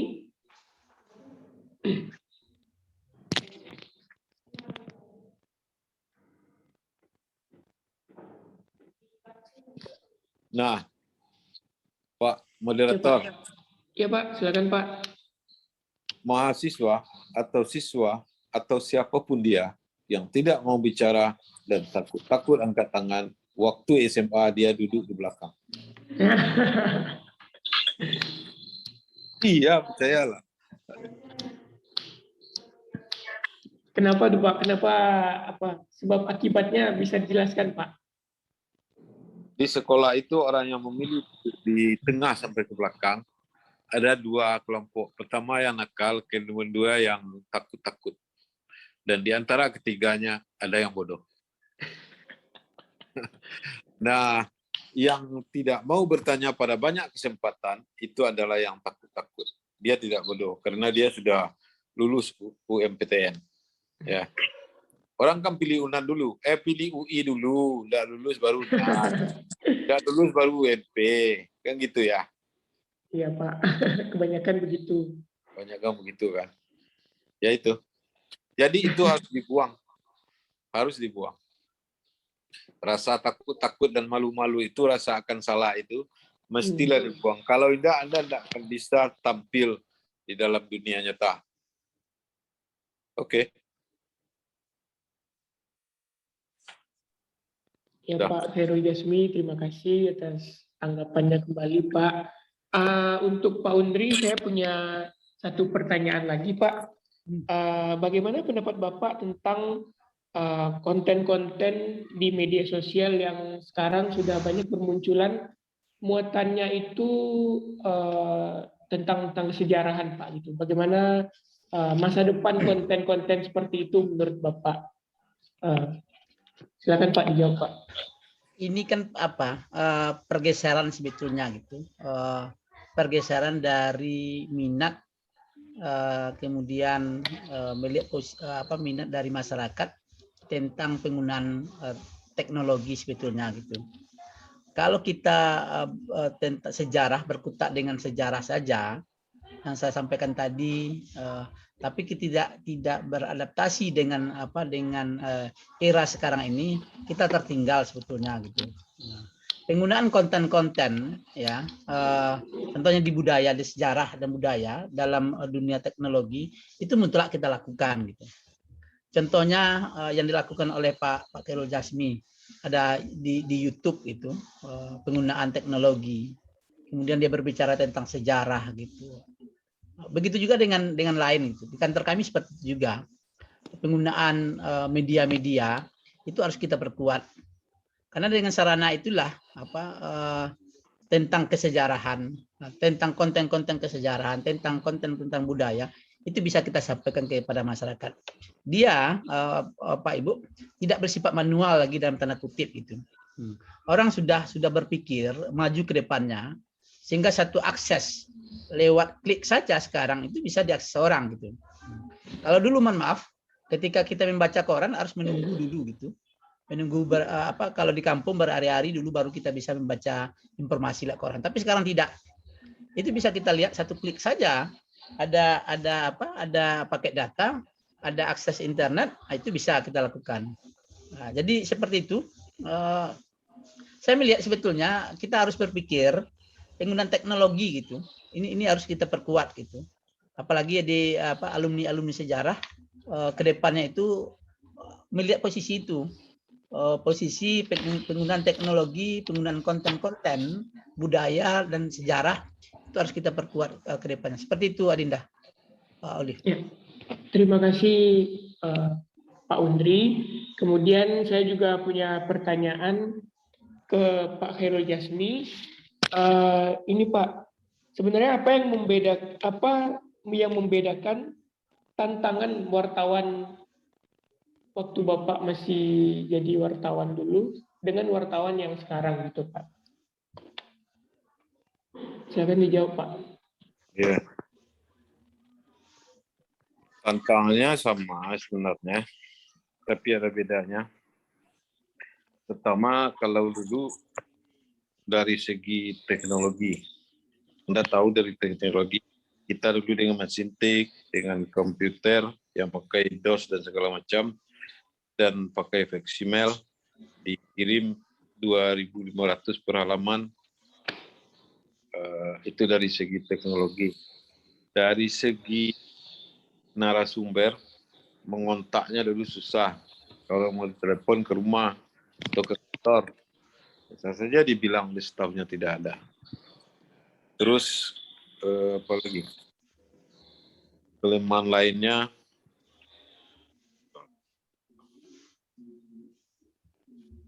gaji kecil. Sementara hari ini kelemahannya adalah kita platform media sangat banyak dan Anda punya lawan yang luar biasa banyaknya. Lalu teknologi memudahkan segalanya. Hari ini, menit ini Anda tulis, menit ini Anda kirim, menit ini dia keluar di online. Jadi beda lawan dulu dan sekarang, di luar dirinya yang berbeda. Di dalam dirinya tidak. Di dalam dirinya adalah apapun zaman, dia bisa bekerja untuk media di mana dia digaji. Begini, kalau sebuah naskah berita, kalau dulu dibawa naik helikopter, kemudian diterbangkan, dijatuhkan, dan ketemu oleh orang, besok muncul di surat kabar. Hari ini, kalau tulisan yang bagus, Anda posting di medsos, akan diambil oleh media. Kalau tulisannya bagus. Jadi apa yang membuat energi kehidupan wartawan itu dulu dan sekarang adalah cara dia menulis, cara dia mengolah kata. Kalau dia mengolah berita atau tulisan biasa-biasa saja, maka seseorang akan menjadi wartawan yang biasa-biasa saja. Saya di Forum Pimpret Indonesia itu adalah editor untuk buku COVID-19. Bayangkan, ada Karni Ilyas, ada Ilham Bintang, ada Pimpret Kompas, ada Pimpret Antara, ada Pimpret Republika, ada Pimpret Sindo, ada RCTI. Saya editornya. Dan di antara wartawan itu, Pimpret itu dua yang sastrawan, satu Pimpret Jakarta Post, dua Pimpret Singgalang. Nah, yang satu penyair, yang satu novelis, yang lain enggak. Jadi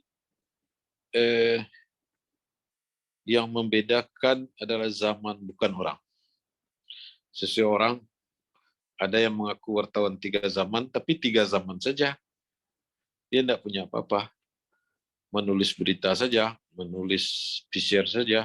Saya menulis buku banyak, feature saya hampir 1000 halaman. Itu pun sudah dikurangi, dijadikan buku, dibiayai oleh Forum Pemret, saya gratiskan kepada wartawan. Tapi nggak cukup, karena wartawan banyak, buku sedikit. Saya menulis novel, Inyek Canduang, nggak ada yang menulis. Udah tahun 2020 nih, 21 sekarang. Udah ribuan penulis Sumatera Barat, udah ribuan wartawan, udah ribuan dosen, udah ribuan orang hebat. Nggak ada yang mau menulis secara spesifik tentang ulama-ulama Minangkabau. Kecuali dalam satu buku, ulama-ulama besar Minangkabau, satu bukunya. Tapi satu persatu nggak ada. Saya sedang memulai, sudah memulai. Pertama Inyek Canduang, kedua Rahma El Yunusia, sudah saya tulis, sudah dicetak ulang 3 kali, dan sekarang sedang menulis Inyek Prabe. Dan itu tidak dibayar. Jadi jangan minta bayaran untuk sesuatu yang orang lain tak akan membayar Anda. Itu yang penting. Jadi kalau menulis, kalau ada di antara peserta ini yang suka menulis, maka ini satu lagi sesinya, panjang nih. Panjang nih Pak Undri yang kalau menulis nih. Terima kasih. Ya.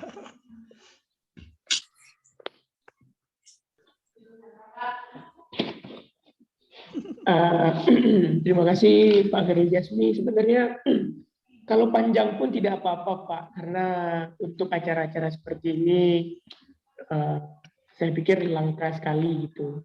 Dinda Alif, itu Ya, ada Pak. tuh pertanyaan chat itu yang berkesan itu. Coba lihat. Oh iya Pak. Ah, itu Ya, Pak. apa itu bagus itu pertanyaannya. Iya Pak, terima kasih sudah mengingatkan Pak Undri. Ini pertanyaan untuk Pak Khairul Jasmi dari Yulfi Arwinto SMAN 2 Hiliran Gumanti.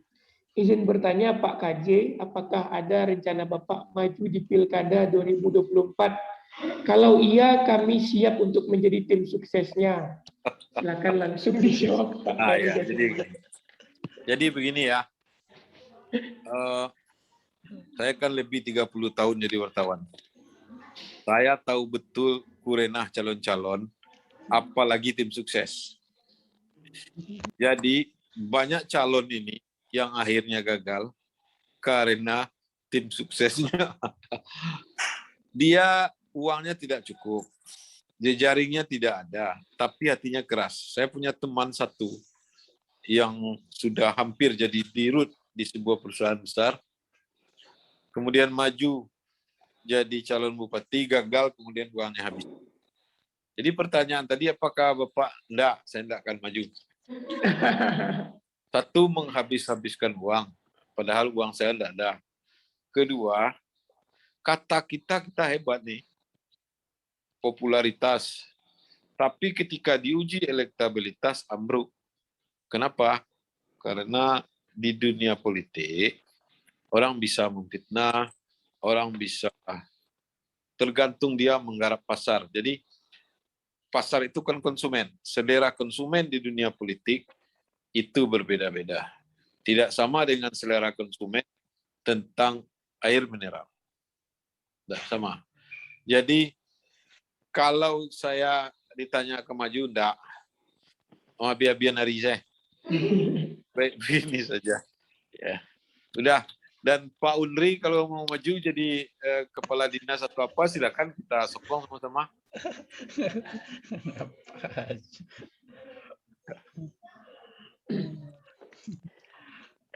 Terima kasih jawabannya Pak Khairul Jasmi. Bagaimana dengan Bang Yulfi Arwinto? Apakah sudah terjawab atau ada yang ingin ditanyakan lagi Bang Yulfi Arwinto?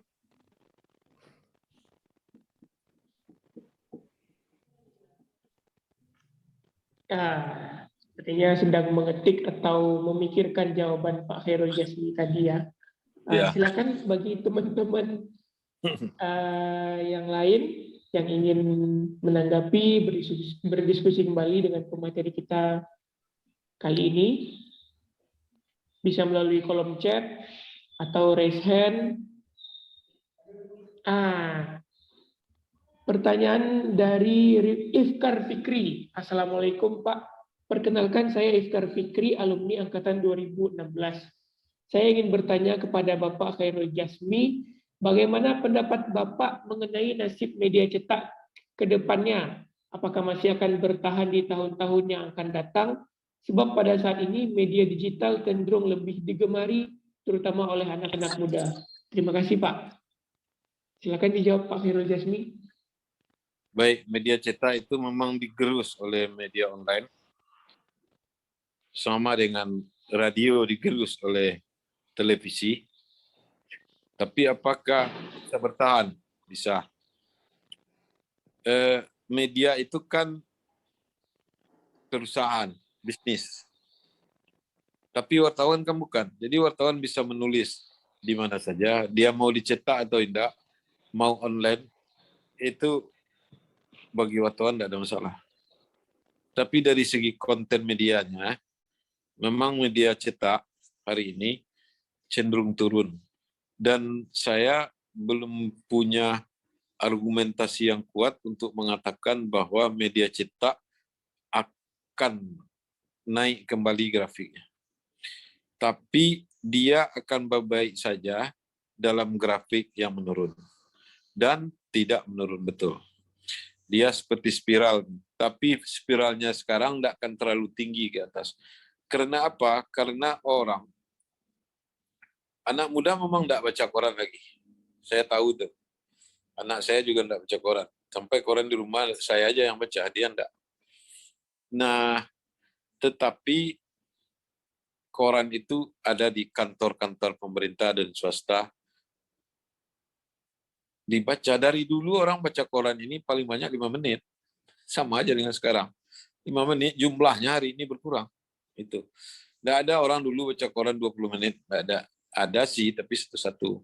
Rata-rata 5 menit itu udah tinggi. Jadi bagaimana nasib media cetak? Nasibnya hari ini kurang baik. Karena digerus oleh online.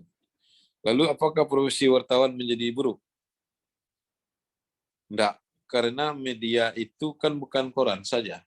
Ada online. Apakah online itu menguasai informasi? Tidak juga. Rujukan-rujukan akurasinya tetap saja pada media cetak. Baik itu berita televisi, berita online, rujukannya tetap kepada media cetak, baik itu koran ataupun majalah. Ya, investigasi yang lebih panjang bisa di media cetak. Oke, itu. Alfi. Ya Pak, terima kasih jawabannya Pak Khairul Jasmi. Saya ingin menyambung pertanyaan dari Ifkar Pak. Kalau di Harian Singgalang sendiri sudah ada media online-nya atau masih cetak? Singgalang itu punya media online 2, satu hariansinggalang.com, 2 top1.com ya Pak? Ya, 2. Jadi punya 2, punya radio, Suci FM. Oke. Ya, itu. Ya Pak, terima kasih jawabannya Pak Khairul Jasmi.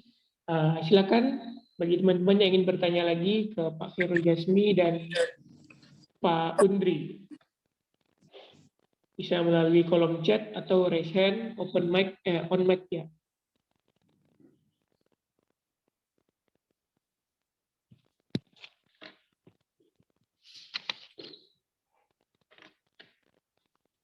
Jikalau belum ada, saya ingin bertanya kepada Bapak Undri selaku Kepala BPNB Sumatera Barat. Gini Pak, menurut Bapak bagaimana pendapat Bapak soal pelestarian nilai-nilai budaya yang ada di Sumatera Barat ini? Apakah pelaksanaan untuk pelestariannya lah Pak gitu, selaku Kepala BPNB Pak. Terima kasih. Kalau pelestarian itu suatu kan dua konsep nih. Pertama adalah tangible dan intangible gitu. Kalau yang tangible itu kan cagar budaya sifatnya gitu. kalau yang intangible itu kan yang non fisik itu, yang nilai gitu. Kalau kita berbicara keduanya, baik tangible dan intangible, itu kan dengan adanya Undang-Undang Nomor 5 Tahun 2017 itu jelas gitu bagaimana posisi pemerintah dengan posisi komunitas. Jadi kalau kita lihat sebetulnya pemerintah itu fasilitasi sifatnya gitu dalam hal pelestarian, dalam hal pemajuan kebudayaan, mulai dari pengembangan, pemanfaatan, pembinaan, kemudian pelestarian itu sendiri. Itu fasilitator sifatnya gitu. Tapi yang lebih digerakkan itu adalah komunitas masyarakat yang lebih bergerak untuk pelestarian itu sendiri, baik itu tangible maupun intangible. Dia beda paradigma sebetulnya. Kalau dia pelestarian nilai budaya yang bersifat intangible, itu yang memperlihatkan posisi bagaimana komunitas sanggar, kemudian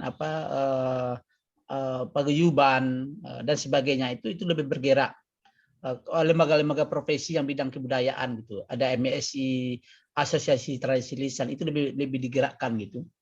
Kemudian kalau yang bersifat tangible itu memang harus ada aturan-aturan tertentu untuk apakah itu yang namanya ekskavasi, kemudian revitalisasi dan sebagainya, itu ada aturan-aturan tertentu gitu. Itu lebih ketat dia gitu. Saya melihat itu pelestarian kedua dua tadi, baik intangible dan tangible, itu sebetulnya kalau di Sumatera Barat saya lihat itu sudah berjalan dengan boleh dikatakan cukup lah gitu. Cukup karena ini yang penting ke depannya itu adalah bagaimana memasukkan ini pemahaman ini kepada masyarakat, bahwasanya itu ada tanggung jawab masing-masing gitu. Tanggung jawab itu ada di masyarakat dan ada tanggung jawab itu di pemerintah. Kalau kita berbicara dengan kaitannya dengan di sejarah, di alumni sejarah, ini lebih sebetulnya lebih konsen untuk persoalan ini. Apalagi kita berkutak sebetulnya tentang persoalan kesejarahan, baik itu secara nilai maupun secara benda itu sendiri. Saya melihat di jurusan kita itu arahnya ke depan itu ini agak menyimpang sedikit. Di kurikulum itu lebih memperkuat itu sebetulnya gitu. Apalagi di dunia kerja untuk memahami kedua item itu, baik itu secara nilai dia maupun secara tangible, itu diperkuat gitu. Apalagi jurusan kita, kalau saya dulu itu pernah belajar tentang pengantar arkeologi gitu, kemudian ilmu budaya dasar dan sebagainya, itu sebenarnya pemahaman pondasi kuat kita untuk menghadapi dunia nyata gitu, yang namanya dunia kerja gitu. Saya melihat seperti itu, Adinda Alif. Ini tugas kita bersama gitu, bukan tugas pemerintah sifatnya dalam hal pelestarian itu. Pemerintah itu sebagai fasilitasi, kemudian yang lebih digerakkan itu adalah masyarakat. Tapi saya lihat ini kecenderungan itu sampai sekarang ini menjadi tumpuan kepada pemerintah. Ini pemahaman ini mungkin harus kita sampaikan bahwa itu tidak lagi seperti itu. Ada pembagian jelas antara tanggung jawab, kemudian apa yang harus dilakukan oleh pemerintah maupun apa yang dilakukan oleh komunitas maupun masyarakat pada umumnya itu. Seperti itu, Adinda Alif. Terima kasih. Ya Pak Undri, terima kasih Pak. Ini ada pertanyaan untuk Pak Undri dari Yulfi Arwinto, SMAN 2 Hiliran Gumanti. Izin bertanya Pak Undri, apakah ada kegiatan BPNB tahun 2022 yang nantinya melibatkan sekolah di Provinsi Sumbar, seperti lomba, seminar, BIMTEK? Terima kasih. Silakan jawab langsung Pak Undri. Terima kasih Dayulpi, senior sebetulnya tuh. Saya 96, beliau 95 gitu. Kalau BPNB Sumatera Barat sebetulnya kan wilayah kerjanya Sumatera Barat, Bengkulu dan Sumatera Selatan gitu. Saya sharing kemarin itu berseloroh dengan Pak Buya Mayaldi. Kekuasaan Pak Mayaldi itu Sumatera Barat, saya bilang kan, bersama Pak Mayaldi, Buya Mayaldi, Sumatera Barat, Bengkulu, Sumatera Selatan. Kalau yang untuk kegiatan sebetulnya untuk di kantor BPN di Sumatera Barat itu memang porsinya itu kami bagi itu. Ada kegiatan di Sumatera Barat, kemudian ada di Sumatera Selatan dan ada di Bengkulu. Masih tetap dalam rangkaian kegiatan pelestarian nilai budaya gitu. Core-nya adalah tuh aspek kesenian, kemudian kesejarahan, kemudian perfilman, dan juga kepercayaan gitu. Aspek-aspek inilah yang kami bingkai dalam sebuah TUSI yang namanya Kantor Balai Pelestarian Nilai Budaya Sumatera Barat. Kalau kegiatan-kegiatan lomba, kemudian seminar, BIMTEK itu kan salah satu kegiatan yang kami lakukan gitu untuk tahun 2022. Kegiatan ini prinsipnya ada dua. Yang pertama kegiatan yang memang dilakukan oleh kantor sendiri secara yang mendorongnya secara kepanitiaan, tapi juga dilakukan oleh masyarakat, oleh sekolah gitu. Dia bersifat perseorangan maupun sebagai lembaga gitu. Kalau secara perorangan itu biasanya menyurati ke kantor gitu. Kemudian secara lembaga seperti itu juga apa yang harus kita lakukan. Tapi kalau yang lomba, seminar, BIMTEK, insya Allah itu masih dilakukan dalam rangkaian kegiatan pelestarian nilai budaya gitu. Baik itu aspek tradisi, kemudian kepercayaan, kesejarahan maupun perfilman itu. Seperti itu, Dayulpi, kemudian Dinda Alif, Maulana. Ya Pak, terima kasih atas jawabannya Pak Undri. Di kolom chat Pak Khairul Jasmi mengirimkan link artikel sepertinya Stasiun Batu Tabah Kesunyian yang Mendunia, portal berita Singgalang. Silakan diklik dan dibaca setelah ini gitu. Terima kasih sekali lagi kita sampaikan kepada pemateri kita di sesi 3 kali ini, Bapak Khairul Jasmi dan Bapak Undri SS MSI.